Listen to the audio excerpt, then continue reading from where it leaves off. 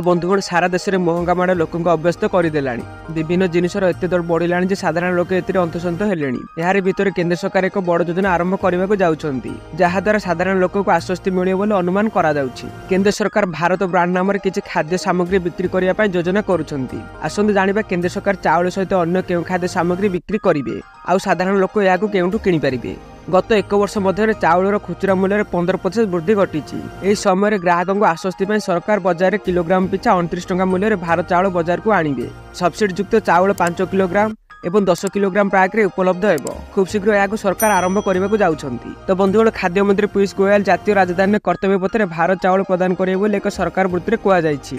प्रथम पर्यायर food corporation of India FCI 2टी समवाय समिति जातीय कृषि समवाय marketing federation of India limited NFD और national cooperative consumer federation of India NCF को 5 लाख टन चाउल प्रदान करियो केंद्रीय भंडार। ई कॉमर्स प्लेटफॉर्म रे चाउल मध्ये बिक्री हेबो। ओपन मार्केटिंग बिक्री स्कीम ओएमएसएस माध्यम रे प्लाट हार बहु चाउल बिक्री को नहीं कड़ा प्रतिक्रिया पर सरकार एफसीआई चाउल खुचरा बिक्री मार्ग बाछिसंती। तो बंधुगण भारत चाउल पाई मध्ये सरकार भल आशा रखिसंती कारण समान एजेंसी माध्यम रे भारत अटा किलोग्राम पिछा 27.50 टंका एवं भारत चौणा 60 किलोग्राम रे बिक्री हो बोली अनुमान करा जाउछि।